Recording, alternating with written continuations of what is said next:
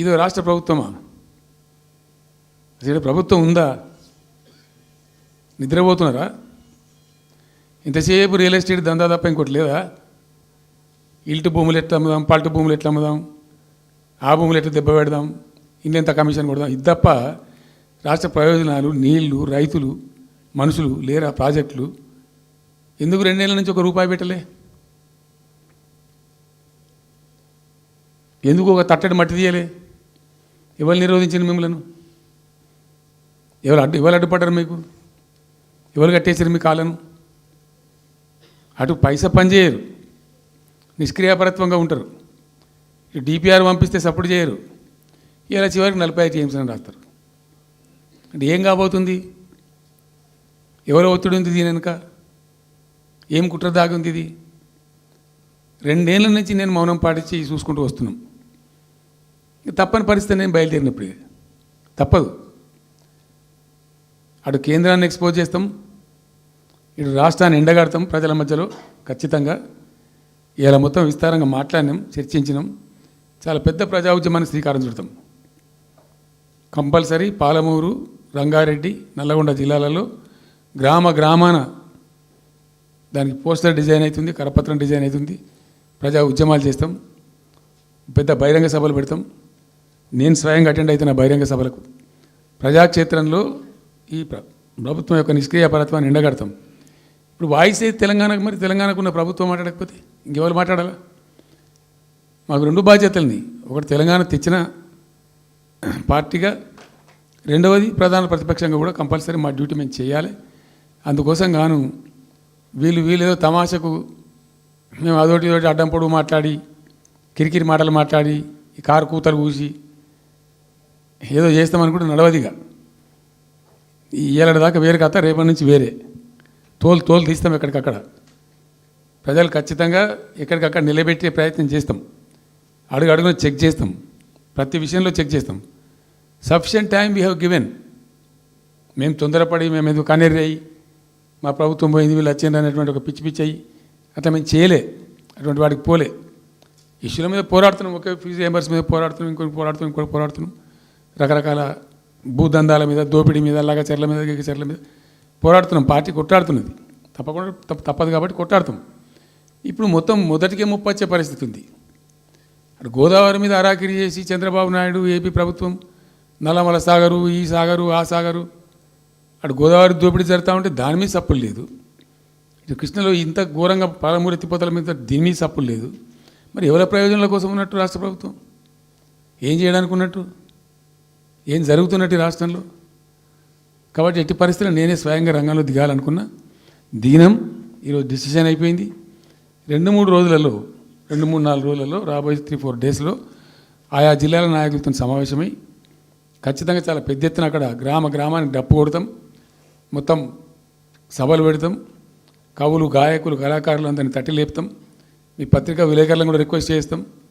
అక్కడ జరిగే అన్యాయాన్ని, ప్రజలకు జరిగేటువంటి అన్యాయాన్ని, ఈ జలదోపిని అరికట్టాలని ఈ కేంద్ర ప్రభుత్వం అవలంబిస్తున్న విధానాన్ని కూడా తప్పకుండా చేస్తాం. ఇన్ని రోజులు ఒక రకంగా పోయినాం, కానీ తప్పేటట్లేదు. ఇప్పుడు ఎవరితోనైనా సరే కొట్లాడతాం, తెలంగాణ కోసం భయపడం, యాందాకాని పోతాం. ఈ కొండ మీద గోపైనా సరే కొట్లాడతాం, తప్ప ఇడిచిపెట్టాం. ఇక్కడ ఏమి ముఖాలు చూసేది కానీ ఇంకోటి కానీ నైసిటీస్ ఏమి లేవు. There is no nicety at all. Will fight, డెఫినెట్గా ఫైట్ చేస్తాం. ఎందుకంటే రక్షించుకోవాలి, రాష్ట్రం యొక్క హక్కులు రక్షించుకోవాలి, నీళ్ళు రక్షించుకోవాలి, రాష్ట్ర ప్రజల ప్రయోజనాలు రక్షించుకోవాలి. ఈ విధంగా ఇప్పుడు మా కళ్ళ ముందే జరిగినటువంటి దీనిలో ఈ దుర్మార్గంలో ఎట్లా మౌనం పాటిస్తాడు కేసీఆర్? ఎందుకు మౌనంగా ఉంటాం? ఎవరి కోసం ఉంటాం? ఎందుకోసం ఉండాలి? కాబట్టి అరాకిరి ముచ్చట్లు కావు. ఇష్టం వచ్చినట్టు మాట్లాడి, ఇష్టం వచ్చినట్టు ఆల్తు ఫాల్తు కూతలు కూసి ఏదో చేస్తామంటే అది జరిగేది కాదు, జరగనియ్యం. మొన్న ఆయన వచ్చిండు 2 ఏళ్ళ తర్వాత, ఏదో మంచి చెప్తాడేమో అనుభవంతో నేను అనుకున్నా. పెద్ద మనిషి కదా, మనం కూడా ఈ మధ్యకాలంలో ఎప్పుడేం అనలేదు. ఏదైతే మీకు చెప్పినో అంతకంటే ముందు నా మీద 181 కేసులు పెట్టిండు. చెంచల్గూడ, చెర్లపల్లి జైల్లో బంధించిండు. ఎన్నో రకాలుగా సతాయించాడు. నన్నే కాదు, నా కుటుంబాన్ని కూడా పట్టి పీడించాడు. కానీ బాధ్యత వచ్చినాక ఆలోచన చేసిన, నా కోపాన్ని, నా బాధను దృష్టిలో పెట్టుకొని ఇవాళ పగ సాధించే కార్యక్రమాలు మొదలు పెడితే ఆయన పై వలగొట్టే పని పెడితే రాష్ట్రానికి నష్టం జరుగుతుందని తూవాన్ పాపన వాడు పోతాడు పోని మనం మంచి పని చేయాలి. దేవుడు శిక్ష ఇచ్చిండు. నేను ప్రమాణ స్వీకారం చేసినాడే కూలబడ్డాడు, నడువిరిగింది. ఇంక ఇంతకంటే పెద్ద శిక్ష నేను జైలు వేసినా అయ్యేదేం లేదు. ఆయననే ఫామ్ హౌస్ను ఒక బందీఖానగా మార్చుకొని చుట్టూతో నా పోలీసులే ఉన్నారు, లోపల ఆయన ఉన్నాడు. చెర్లపల్లికి పంపించినా చెంచల్గూడకు పంపించినా గదే అవుతుంది కదా.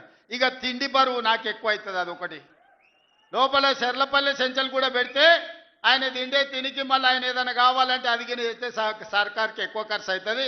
తిండి ఆయన సంపాదించేది ఇన్నా ఫామ్ హౌస్లే ఒక బందీఖానగా పెట్టుకొని చుట్టూతో మన పోలీసులే పహారా కాస్తున్నారు. ఇక ఆయన చేసిన పాపాలకు ఆయననే పోతాడని ఊరుకున్నా. ఎప్పుడన్నా ఏమన్నా అన్నానా? ఎప్పుడన్నా ఏమన్నా అన్నానా? మీరు చెప్పురు. ఇక్కడ పాత్రికేయ మిత్రులు ఉన్నారు అందరు, నాకు కూడా దోస్తులే కదా వాళ్ళందరూ. చెప్పురు ఎప్పుడన్నా ఏమన్నా అన్నానా? ఒక్క కేసు అయినా పెట్టినా? పోనీ ఈ జిల్లాలో ఎవరి మీద నన్ను ఒక కేసు పెట్టినా? ఎన్ని పాపాలు చేసారు వాళ్ళు ఎమ్మెల్యేలు మంత్రులు మీకు తెలుసు కదా. ఎంతమంది ఆస్తులు గుంజుకున్నారు మీకు తెలుసు కదా. ఎవరినన్నా నేను కక్షతోనేమన్నా చేసినా? నేను ఒకటే అనుకున్నా, ఎవరిని పాపానికి వాడు పోతాడు. మనం చూసినా చూడకపోయినా పైన దేవుడు ఉన్నాడు, పైనుంచి కిందికి చూస్తూనే ఉంటాడు. ఎవరిని లెక్క వానికి రాస్తూనే ఉంటాడు, ఎవరిని మిత్తి వానికి చెల్లిస్తూనే ఉంటాడని. ఆ మిత్తిలో భాగంగానే నేను ప్రమాణ స్వీకారం చేయడానికి పోయిన రోజే మంచం మీద నుంచి బోర్ల పడి మక్కెలు ఇరిగి మూలకు పడ్డాడు. ఇక ఆయన నిన్నొచ్చి పెద్ద మనిషిలాగా మంచి చెప్తాడేమో అనుకున్నా. తోలు తీస్తా అని అన్నాడు. తోలు తీస్తాడంటేనే ఇక నేను చెప్పదలుచుకున్నా, అయ్యేగా నా సంగతి వదులు కానీ మా సర్పంచులు వచ్చిండ్రు, రా ఏ తోలు తీస్తావురా? నీ తోలు తీసుడు కాదు, నిన్ను చీరి చింత కట్టి చింత మడకల ఏలాడేసి కొడతారో లేదో మా సర్పంచులు, రా కొడంగల్కి వస్తావా లేకపోతే మమ్మల్ని చింత మడకకు రమ్మంటావా? మా సర్పంచులను దోల్తా. సోయి లేని మాటలు, స్థాయి లేని విమర్శలు.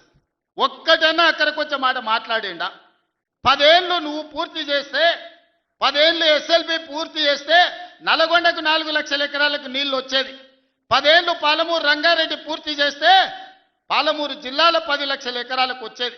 కల్వకుర్తి పూర్తి చేస్తే 3.5 లక్షలకు వచ్చేది. భీమా పూర్తి చేస్తే 2 లక్షలకు వచ్చేది. కోయిల్ సాగర్ లేకపోతే ఏది చేసినా, నెట్టంపాటు చేసినా, నా మక్తల్ నారాయణపేట కొడంగల్ పూర్తి చేస్తే 1.5 ఎకరాలకు మాకు నీళ్ళు వచ్చి ఇవాళ కందులు వండించి జొన్నలు వండించి కల్తీ కళ్ళు దాగి బతికే పరిస్థితి మాకెందుకు ఉంటుండే? మేము కూడా మీ లెక్కనే మంచిగా పంటలు వండించేటోళ్ళం, మంచి బట్టలు తొడుక్కునేటోళ్ళం. మేము కూడా మా పిల్లల్ని చదివించుకునేటోళ్ళం. 10 ఏళ్ళు పగబట్టి నారాయణపేట మక్తల్ ప్రాజెక్టును ఈనాడు పక్కన పెట్టి 69 జీవోను తుంగలో దొక్కితే ఊరూరు ఎత్తిపోతల పథకం కోసం మా కార్యకర్తలు, ఈ ప్రాంత రైతులు ధర్నాలు చేయలేదా? పార్టీలకు అతీతంగా 69 జీవో కోసం కొట్లాడలేదా? నీ సొమ్మె ఏం పోయిందా? మాకు నీళ్ళు ఇవ్వాలంటే నీకు ఇంత కడుపు నొప్పా? నువ్వు మళ్ళీ బయటకు వచ్చి ఇవాళ ఆయన తోలు తీస్తా అంటు. తోలు నాది కాదు కానీ ఆ షేక్పేటలో మటన్ కొట్టు మస్తాన్ ఉంటాడు. ఆయన రోజు మేకలను కోసి మండి నడుపుతుంటాడు. ఆయన చెప్పిన కేసీఆర్ ఖాళీగా ఉన్నాడంటనే తోలు తీస్తాడంట. నీ మటన్ కొట్టు మస్తాన్ దగ్గర ఇంత నౌకరీ ఇయ్యండ్రి, ఇంత బోటో కూరనో పోయేటప్పుడు ఇయ్యండ్రి బొక్కనో. ఎందుకంటే కోసిన వాళ్ళకు మామూలుగా తోలు తలకాయలు ఇస్తాం కదా మనం ఇంటికాడ దసరా పండుగ అప్పుడు, అవునా? ఇక మటన్ కొట్టు మస్తాన్ కూడా చెప్పిన ఆ కేసీఆర్ ఖాళీగా ఉన్నాడంటేనే 2 ఏళ్ళు ఫామ్ హౌస్లో ఏం చేస్తుండంటే తోలు తీసేది ప్రాక్టీస్ చేసిండంట. తోలు బాగా తీస్తాడంట. నీ మటన్ కొట్టులో ఈ తోలు తీస్తాడు, తలకాయలు మాత్రం ఉచితంగా సాయంత్రం పోతే దావతులో బోటిగిన ఏమైనా కొట్టుకొని సాయంత్రం 2 వేసేటప్పుడు తీసుకుంటాడేమో అని. 40 ఏళ్ళ అనుభవం అంటావు, రాష్ట్ర మంత్రి చేసిన అంటావు, కేంద్ర మంత్రి చేసిన అంటావు, 10 ఏళ్ళు ముఖ్యమంత్రిని చేసిన అంటావు, తెలంగాణ రాష్ట్రాన్ని సాధించిన అంటావు. నేను ఆడ ఫ్యూచర్ సిటీ కడుతున్నాను అంటే తొక్క తోలు, వాడెవడో వస్తాడంటే వంతారనా బొంతారనా ఇవనే ఒక మాజీ ముఖ్యమంత్రి స్థాయిలో మాట్లాడే మాటలు మాకు రావనుకుంటున్నావా? మర్యాద ఉండదని మేము మాట్లాడతలేం. మర్యాద ఉండదని ఇవన్నీ విషయాలు మేము మాట్లాడతలేం. కానీ మొదలు పెడితే నువ్వు కాదు కదా నడువుకు రాయి కట్టుకొని ఆడ ఉన్న మల్లన్న సాగర్లో దుంకి చచ్చిపోతావు. మల్లన్న సాగర్ కాకపోతే రంగనాయ సాగర్లో మెడకు తాడేసుకొని ఊరేసుకొని చచ్చిపోతావు. చంద్రశేఖరరావు గారు, నన్ను గెలకకు. నేను అన్నీ చూసిన. ఎక్కడి నుంచి వచ్చిన? నేను నల్లమల్ల అడవుల నుంచి వచ్చిన. జడ్పీటీసీ గెలిచిన, ఎమ్మెల్సీ గెలిచిన, ఎమ్మెల్యే గెలిచిన, ఎంపీ గెలిచిన. తెలంగాణ రాష్ట్రానికి ముఖ్యమంత్రి అయినా అమాం బాపత్ గాని కాదు, అక్కడి నుంచి వచ్చి అమెరికాలో అంట్లుదోమ వస్తే అయ్య పేరు చెప్పి మంత్రి అయినోని కాదు, ఊర్లో దుక్కి దున్ని కష్టమంటే తెలిసి రైతులలో నుంచి వచ్చినోని రైతు బిడ్డను. నాతోని తమాషాలు చేయకు. దుబాయ్ పాస్పోర్ట్ బ్రోకర్ల దందా చేయలే, రియల్ ఎస్టేట్ బ్రోకర్ దందా చేస్తుంది ప్రభుత్వం అంటున్నాడు. రియల్ ఎస్టేట్ వ్యాపారం పెంచుతుంది, రియల్ ఎస్టేట్ ఆదాయాన్ని పెంచుతుంది, రియల్ ఎస్టేట్ అభివృద్ధిని తీసుకొస్తుంది. నీ కొడుకేమో హైదరాబాద్లో రియల్ ఎస్టేట్ వాడిపోయిందంటావు, నువ్వు వచ్చేమో ఈ ముఖ్యమంత్రి రియల్ ఎస్టేట్ దందా చేస్తున్నాడు అంటాడు. ఇదేమన్నా పాస్పోర్ట్ బ్రోకర్ల దందానా? నేను ఎవరినేం దుబాయ్కి పంపుతా అని మోసం చేయలే. భూములు, ప్రభుత్వ భూములు పరిశ్రమలు పెట్టడానికి రైతులు అడిగిన నష్టపరిహారం ఇచ్చి నిన్నగాక మొన్న మక్తల్ నారాయణపేట కొడంగల్ ప్రాజెక్టుకు 12 లక్షలు ఇస్తామన్నాం. మా రైతులందరూ కాదు కూడదన్నారు. ఏం కావాలన్నా అడగమని మా శ్రీహరికి, మా శివకుమార్ రెడ్డికి చెప్పిన, మా పర్ణికమ్మకి చెప్పిన. వాళ్ళు పోయి మాట్లాడిను. వాళ్ళు అడిగింది నాకు వచ్చి చెప్పురన్న. వాళ్ళు 20 లక్షల ఎకరం కావాలన్నారు. పిలిచి క్యాబినెట్లో పెట్టి ఎకరాకి 20 లక్షల దాకా ఇచ్చి 96% ప్రజలు ఏకగ్రీవంగా ఆమోదిస్తే వాని భూమి పోయిన దుఃఖంలో ఉంటాడు, 10 రూపాయలు ఎక్కువ ఇవ్వాలని 20 లక్షల ఎకరాలాగా చెల్లించి నిన్నగాక మన లగచర్లలో లేకపోతే హకీంపేటలో పోలేపల్లె భూమి తీసుకున్నాం. మొదట్లో 7 లక్షలు అన్నారు. అధికారులతో పంచాయతీ పెట్టుకోరు. పాపం తెలిసి తెలియక వాళ్ళు చేసిన అబద్ధాలకు ఈరోజు పంచాయతీ పెట్టుకోరు. చివరికి అడిగినాం, 20 లక్షలు 22 లక్షలు కావాలని ఇచ్చినాం. ఇందిరమ్మ ఇల్లు కావాలన్నారు, ఇచ్చినాం. అక్కడ అభివృద్ధి ఏం కావాలన్నో చేస్తామని చెప్పినాం. ఆడకు జూనియర్ కాలేజ్ ఇచ్చినాం, మెడికల్ కాలేజ్ ఇచ్చినాం, ఇంజనీరింగ్ కాలేజ్ ఇచ్చినాం, డిగ్రీ కాలేజ్ ఇచ్చినాం, అగ్రికల్చర్ కాలేజ్ ఇచ్చినాం, వెటర్నరీ కాలేజ్ ఇచ్చినాం. ఈరోజు సైనిక్ స్కూలు ఈ రాష్ట్రంలోనే లేదు. సైనిక్ స్కూల్ని కూడా ఈరోజు లగచర్ల కాడికి తీసుకొచ్చి పెట్టినాం. ఇవాళ రాష్ట్రంలోనే ఒక ఆదర్శంగా 250 ఎకరాలలో ఒక ఎడ్యుకేషన్ హబ్ కడుతున్నాం. ఈరోజు మేం పోయి ఆ ఊరికో ఈ ఊరికో ఆ పట్టణానికో పోయి చదువుకున్నాడు కాదు, తెలంగాణ రాష్ట్రంలో నలుమూలల నుంచి కొడంగల్కి వచ్చి చదువుకునేటట్టు ఒక ఎడ్యుకేషన్ హబ్బే ఈరోజు కొడంగల్ కడుతున్నాం. ఇది మా విధానం. మేము కక్షల రాజకీయం చేయం, ఎవరి మీద కక్ష కట్టం. ఎవరి పాపానికి వాడు పోతాడని దేవుడి మీద నమ్మకంతో కష్టాన్ని నమ్ముకున్నోళ్ళం. కొడంగల్ ప్రజలు రోజుకో 2 గంటలు ఎక్కువ పని చేసేటోళ్ళే కానీ ఎవరిని సొమ్ము ఆశించేటోళ్ళు కాదు. ఎవరి గురించి మేము ఆలోచన చేయం, మా పని మేము చేసుకుంటాం. కానీ మా పని మేము చేస్తుంటే కూడా కాళ్ళలో కట్టె పెట్టిర్రు అనుకో, ఇక మా సంగతి అయితే చూపుతామయ్యా. ఏమంటారు? అంతేనా? అంతేనా? 2 ఏళ్ళు ఏమన్నా అన్నానా? ఆయన మన బయటకు వచ్చి ఇక చూస్తా, తోలు తీస్తా, తాట తీస్తా, ఇక నీ సంగతి చెప్తా అన్నాడు. రా బిడ్డ రా, రా రెడీగా ఉన్నారా, ఇక అందుకే కొడంగల్ నుంచే చెప్తాం నీకు అని చెప్పి 3 రోజుల నుంచి మాట్లాడలేదు. ఇవాళ మాట్లాడుతున్నా. ఆయన కొడుకు చెప్తున్నాడు, మైకు ముందలకు వస్తలేడు, ఆయన దాచుకున్నాడు అని. నీ ముఖం ఎప్పుడైనా చూసుకున్నావులా అద్దంలా? పేడమూతి బోడిలింగం, నువ్వు కూడా నా గురించి మాట్లాడతావా? నీవెంత, నీ స్థాయి ఎంత? అయ్య పేరు చెప్పి బతికటోనివి నువ్వు, ఆంధ్రలో గుంటూరులో గుడివారిలో చదువుకున్న నువ్వు, నీకేం తెలుసు తెలంగాణ గురించి, మా పౌరుషం గురించి? నువ్వు కాదు, మొత్తం నీ జాతినంతా తెచ్చుకో. ఎట్లా తెచ్చుకుంటావు, ఏడికి రావాలనో చెప్పు. మా ఊరు అన్నారా, మేమన్నా మీ ఊరికి వస్తాం. ఎవడు భయపడుతుండో సంగతి తేలుస్తా. వెనకటికోసారి చెప్పిన గిట్లనే గజ్వేల్కి వచ్చి చూడు అని చెప్పిన, గజ్వేల్కి వస్తా బిడ్డ, నీ నెత్తి మీద కాలు పెట్టి తొక్కుతా అని. గజ్వేల్కి లక్షలాది మంది కార్యకర్తలతో పోయినాం, కాలు మీద పెట్టి తొక్కితే పాతాళానికి పోయిన మళ్ళీ ఇప్పటి వరకు తేలలేదు. ఇవాళ చెప్తున్న మీడియా మిత్రులారా రాసుకోండి, 2029 ఎన్నికల్లో 2/3 మెజారిటీ మన సీట్లు ఒకవేళ 119 ఉంటే 80కి పైగా సీట్లతోని 2029లో మా ప్రభుత్వం ఏర్పాటైంది. ఒకవేళ 153 సీట్లయితే 100 పైగా సీట్లతోని 2/3 మెజార్టీతోని తెలంగాణలో రెండోసారి కాంగ్రెస్ ప్రభుత్వాన్ని తెస్తాం. ఇది మా సవాల్. చంద్రశేఖరరావు గారు, తారక రామారావు గారు, హరీష్ రావు గారు, దయాకర్ రావు గారు, ఇట్లా చెప్పుకుంటూ పోతే వినోదరావు గారు, కుక్కట్పల్లి కృష్ణారావు గారు, రాసి పెట్టుకో. 2029లో 2/3 మెజార్టీతోని ఈ రాష్ట్రంలో కాంగ్రెస్ ప్రభుత్వాన్ని ఏర్పాటు చేస్తా. ఇదే నా సవాల్. శాతనైతే కాసుకో బిడ్డ, నీ రాజకీయం ఏందో నేను చూస్తా. నేను రాజకీయం చేసినంత కాలం ఈ కల్వకుంట చూసేటోళ్ళు కాలకుంట విషం లాంటి కేసీఆర్ కుటుంబాన్ని అధికారులకు రానివ్వను. ఇదే నా శపథం, ఇదే నా శపథం. కొడంగల్ బిడ్డగా ఈ గడ్డ మీద నుంచి నేను శపథం చేస్తున్నా.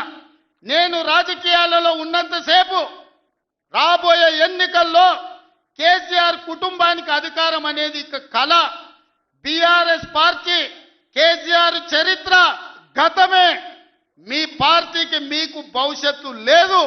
ఎవడైనా చర్చించుకుంటే పొద్దుపోనప్పుడు మాట్లాడుకోవడానికి పనికొచ్చే చరిత్రనే తప్ప భవిష్యత్తు తెలంగాణ రాష్ట్రానికి నీ తరఫున ఒరిగేది ఏమీ లేదు. బీఆర్ఎస్ కేసీఆర్ గతమే, తెలంగాణ భవిష్యత్తు కాంగ్రెస్. మీ గత చరిత్రతోని ఈడ ఒరిగేదేం లేదు. వెనకటికెవడో అన్నాడంట, మా తాతలు నేతులు దాగినరు, మీరు వచ్చి మా మూతులు నాకండి అని. అట్లా ఉన్నది. నిన్ను అసెంబ్లీలో ఓడగొట్టినాం, పార్లమెంట్లో గుండు సున్ని ఇచ్చినాం, మన కంటోన్మెంట్లో బండకేసి కొట్టినాం, మొన్న జరిగిన జూబ్లీహిల్స్లో బోడబండలో బండ కింద వాతి పెట్టినాం. నిన్నగాక మొన్న జరిగిన సర్పంచులల్లా 12,726లో 8,335 సర్పంచులను గెలిపించుకున్నాం. సిగ్గు లేదు, ఇన్నిసార్లు ఓడగొట్టినా ఇంకా సిగ్గు లేకుండా బయటకు వచ్చి కింద పడ్డ పైకాలు నాదే అని వెనకటికి ఓడో అన్నాడట. ఇట్లాంటి ఊకదంపుడు ఉపన్యాసాలు పొంకనాలు వెనకడికి ఓడో పొంకనాల పోషిగాడు చెప్పినట. నాకున్నాయి 3 ఏట్లే కానీ 36 దొడ్లు ఉన్నాయని చెప్పినట. ఇవన్నీ కళ్ళు కాంపౌండ్లో చెప్పుకోవడానికి బాగుంటాయి, కాలక్షేపం చేయడానికి. కళ్ళు కాంపౌండ్ మాటలు మాట్లాడకండి తండ్రి కొడుకులు. ఇవన్నీ మేము చూసినాం. శాతనైతే రాండి, ఏందో చెప్పు, దాని ప్రకారం చేద్దాం. 29లో తేల్చుకుందాం ఇవాళ చెప్తున్నా.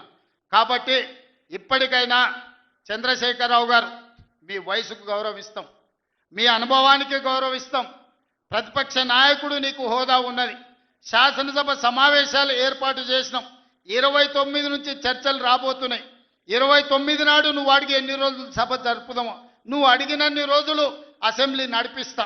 నువ్వు చెప్పిన అన్ని చర్చ పెడదాం, ముఖాముఖి చర్చ చేద్దాం. వెనకంగా మాట్లాడు వెనక్కి కూర్కుడు కాదు.